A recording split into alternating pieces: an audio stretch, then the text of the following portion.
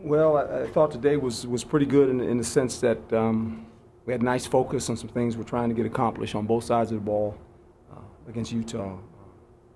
Very good football team, all three phases. Good kicking game, stout defense. They take the ball away. I think they've scored 44 points off takeaways. Stingy on third down. Offensively, they run the ball, and you got to have clean eyes because of how they run the ball. Quarterback is a very talented athlete.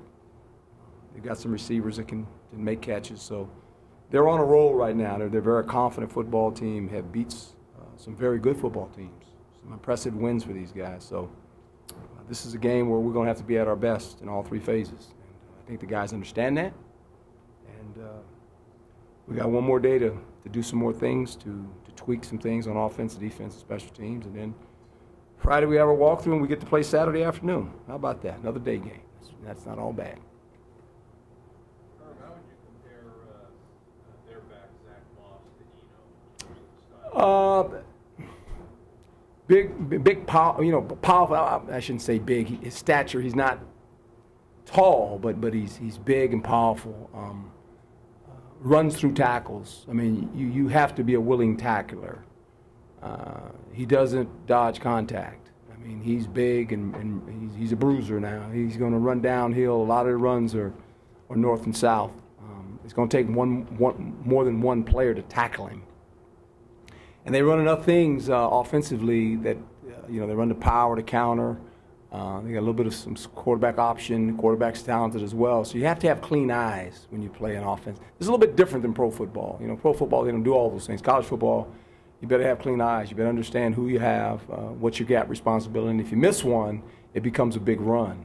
And so everyone's going to be responsible to understand their gaps and keep their gap integrity, but also who has the back, who has the pitch, who has the quarterback. I mean, that's kind of important as well. Is there an extra emphasis or need in this game on the turnover mark? Always important, but it seems like when they turn the ball over, that's when they need. Yeah, and that's anybody, really, when you think about turnovers. Turnovers are a big part of the game of football. And what you do when you get them or how you defend it once they happen is critical. Yeah. I can remember we turned it over here against Stanford twice, and we held them to field goals. That's a good thing. 2 turnovers is generally, that's not the case. Generally, that's 9 points for the most part, or 10 points, I should say. We held them to 6, and so that's always good. So turnovers are part of the game, and I think when you see a defense that has the ability to take the ball away, a couple things happen. According to when they take it away, you can take away points. It gives your offense another possession, and it gives you some energy. It creates momentum, and so that's why turnovers are so catastrophic. And it just generally when you win the turnover battle, you generally win the game. To be quite honest, somebody said that. I guess this is the day that somebody said that. I've heard that. All of a sudden, this is like the day of. I don't even know when I said that, but.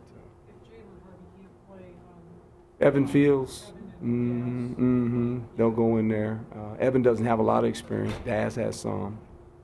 And so here again, if Evan has to play, he's another guy with not a lot of experience. And, when you say that, you're hoping that we can make some things simple for him. But how does he handle that when he goes in the game? He played a little bit against SC. How does he handle the pressure of playing in a game? It's easy on the practice field, but when the lights are on and the score counts and everybody reacts different, and so that's part of the process.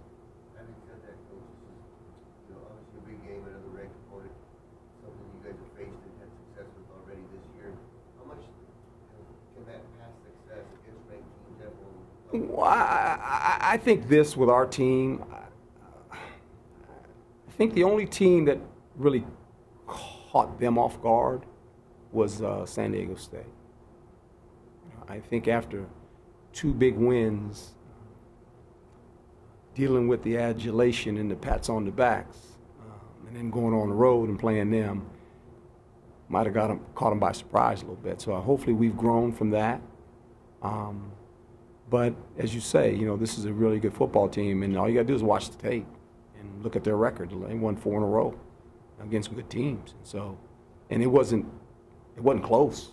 I mean, it was kind of like, a couple scores. And so I think they realize that. One thing I say about this football team, and I've said it every week, they compete. And that's what it's going to take. It's going to take great effort.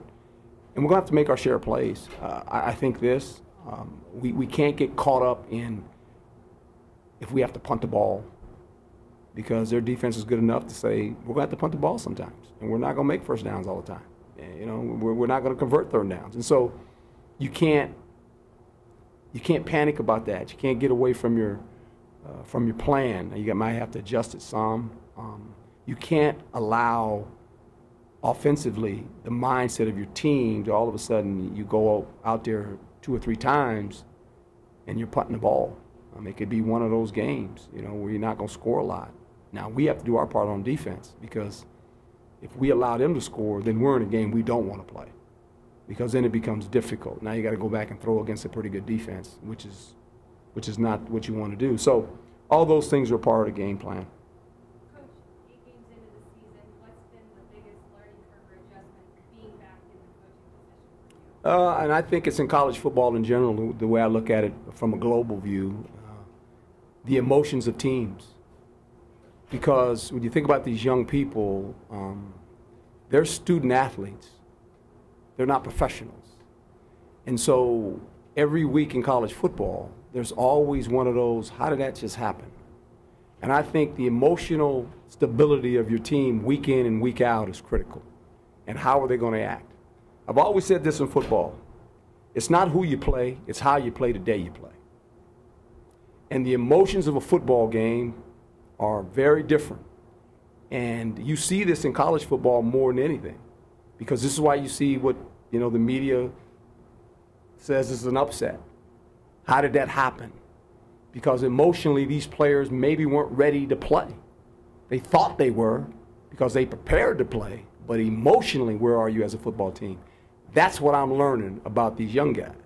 You know, what kind of team is going to walk on the field? Because you think you know, but you kind of got an idea, but then the game starts being played out and you go, well, why are we acting like that this game, you know? So, but that's part of it, and I'm learning that as I coach. I've learned a lot of things this year. I didn't come and take this job thinking I knew everything. I mean, one thing I always try to do, and I think you never stop learning. When you stop learning, then you're going down the wrong road. It's been an experience for me. It's been quite a delightful one, to be quite honest. I'm glad I'm back. I think I've earned this football team's trust, and that was the thing for me, is to earn their trust. And I think they trust their head coach, and I feel comfortable about that, but I'm still learning. Every week is a different learning experience for me. I'm not trying to contradict you, but are you sure Nikhil Harry's not professional? Because the way he's playing, No, he's not. He's not. He's not a professional. They get paid a lot of money. Last time I checked, he doesn't get paid. He goes to school. He's not a professional. But it's like anything else. This is the farm league for professional football. And until they actually sign a contract and make a team, they're a student athlete in my mind. And that's how I'm going to coach them. I always coach them that way. I mean, and they need to enjoy that, to be quite honest. And I can't tell them that enough. Because that other world's really hard. I know it. you've seen both worlds. Yeah, I lived in it for 30 years. It's hard. It's hard. Yeah, but you know what? There's a lot of Nikhil Henrys in that league that don't make it. That's all mental. Talent allows you to go there, then mentally can you do it day in and day out. That's the difference. That's what these young guys don't realize. And they'll realize it the first day they walk into training camp. You're not the most fat, you're not the biggest, strongest guy anymore. They have more experience. How do you deal with failure? You fail in that league before you succeed. 90% of the players fail in that league emotionally. How do you deal with all that? That's a hard league. That's why they call it professional football. It's different. It's not a hobby. It's your life's work. This is what you do. You're a professional football player. And I can't say it enough. And there's a difference. And I've seen it. As good as these college players are, think about the percentage of who make it, 2%. So as good as they are in college football, great, 2%, that's it. We sit here and marvel on these guys on Saturday to play on Sunday. Get ready. It's hard. Is there any update on J.J. Wilson if he'll play? We don't know yet. It's kind of day to day, you know. We'll just see. The way Utah's been playing offensively, they've been averaging 40 points the last 4 weeks, combined with their defense number 7 in the country. Is this as good of a team on both sides of the ball as you've played so far? Yes, and the special teams as well. Yeah. And they've really found their way this last month. You know, they've kind of found out who they are, a very confident football team. And they have the